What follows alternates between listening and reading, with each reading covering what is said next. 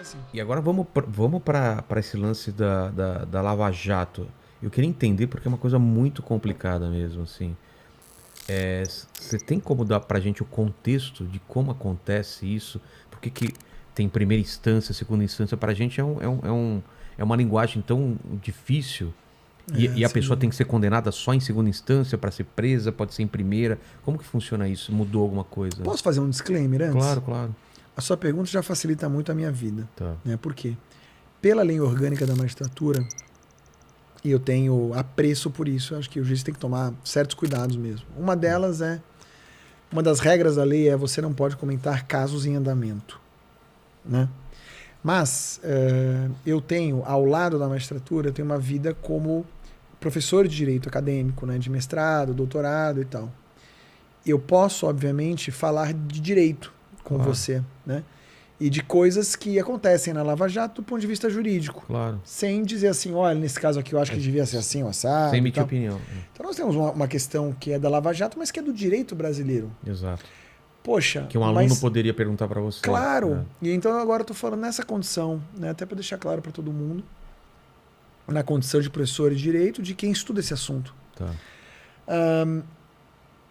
Por que que no Brasil você não pode ser condenado por um juiz de primeiro grau e essa sentença já ser executada? Ou seja, o sujeito ir preso em razão da condenação. Tá. Nem de primeiro, nem de segundo, né? Nem de segundo também? Porque precisa do trânsito em julgado. Já deve ter ouvido falar essa já, palavra. Já, o que que é? Trânsito em julgado da sentença. O trânsito em julgado se dá quando não tem mais o que fazer. Recurso e... Não tem, já tentou todos os recursos, já pediu todas as esfirras e só veio isso aqui. não vai dormir. Trânsito em julgado. Esse é o trânsito em julgado. Entendi. É isso, né? Por que que isso é uma puta jabuticaba? Só tem no Brasil. Esse dia eu falei isso, um amigo meu que mora na China tinha uma foto de uma jabuticabeira. Sério? Mas não é original de lá, né? Não era original, foi só pra tá. sacanear. Por que que é assim, né? Na nossa Constituição, vigora, como em qualquer Constituição de qualquer país desenvolvido, o princípio da presunção de inocência. Então, até que alguém fale que o Vilela é culpado, ele é inocente. Claro que você pode ser preso antes, porque você pode ser um cara perigoso. Você pode estar sendo acusado de ter matado um cara que comprou uma mini esfirra, mas continuar ameaçando outras pessoas e tal. O irmão entende? dele, por exemplo. O irmão dele, né? O coitado do Lucas, Max, nada a ver com o negócio. Pode acontecer. Você vai ficar preso cautelarmente. É uma prisão provisória, preventiva, no sentido de prevenir a sociedade das maldades do Vilela. Entendi. E tudo bem, acho que todo mundo entende isso. Ou o cara pode viajar, sair do país? Fugir, né? Então ele impede a aplicação da lei penal. Tem nome feio pra tudo isso, mas é isso aí que você falou.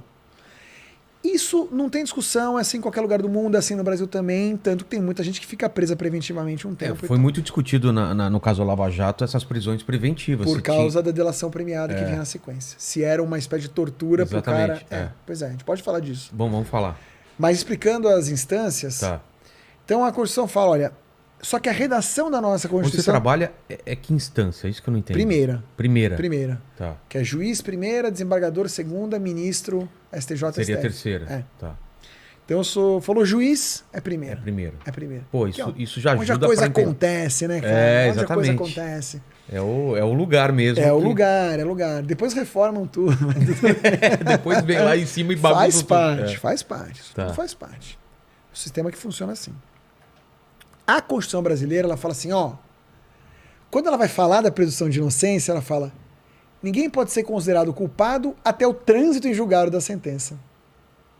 Então não fala até o cara ser condenado, fala até o trânsito em julgado da sentença. Aí, trânsito em julgado, você fala, cara, quando não cabe mais nenhum recurso, né? Só que isso já mudou de interpretação várias vezes no próprio Supremo. Quem vai dizer o que a Constituição fala, no fim do dia, é o Supremo. É o Supremo. A guardião da Constituição. Palavra final. É o carimbo final. Indiscutível. Isso é indiscutível. E o Supremo primeiro dizia que trânsito em julgado era quando não couber mais nenhum tipo de recurso, nem pro Supremo. Então o cara perdeu o recurso pro Supremo prazo, não recorreu, O cara pode simplesmente não recorrer, né? Perdeu o prazo. Ou recorreu, mas o recurso não colou. Não tem mais nenhum recurso, transitou em julgado. Executa a pena de prisão que estava na sentença. Depois o Supremo mudou de ideia e falou assim, não, quando fala de trânsito em julgado, a Constituição está dizendo assim, ó, trânsito em julgado é quando não cabe mais nenhum recurso ordinário.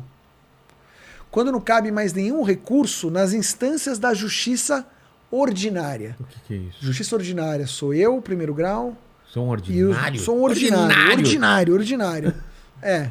Esse nome é estranho, ordinário. É porque o outro é o extraordinário ou especial. Entendi. Então, basicamente, ficariam 2 graus aqui. Primeiro grau, juiz. Segundo grau, desembargador. Então, se o cara nessa esfera já é considerado culpado. Culpado. Se o cara não conseguiu reverter no tribunal, então ele foi condenado pelo Eric. Ele apelou. Foi pro TRF. O TRF falou, culpado. Fudeu. Vai começar a execução. Mas o cara pode ser preso? Preso. Mas o cara ainda pode recorrer. A quem? Ao STJ e ao STF. Caramba. Mas ele já poderia ir cumprindo a prisão. Porque esses tribunais, o STJ e o STF, olha o nome dos recursos para esses tribunais. Um chama recurso especial e o outro chama recurso extraordinário. Em tese, a missão constitucional desses caras é de ser o guardião da legislação federal, o guardião da Constituição. Ver se não está acontecendo nada excepcional que fuja que viola diretamente a lei. Entendi. Mas eles não julgariam, eles não reapreciariam os fatos. Entendi. As provas. Aquilo que foi produzido de prova naquelas audiências que foram feitas eles nem passam por isso. Não passariam por isso. Tá. Então, como é só para ser de vez em quando, o tal do trânsito em julgado que estaria na sentença, desculpa, o tal do trânsito em julgado que está dito na Constituição, que é necessário para considerar o Vilela culpado, seria quando o juiz e o tribunal já consideraram o Vilela culpado, ainda que ele possa ir excepcionalmente para o STJ ou para o STF e reverter aquilo.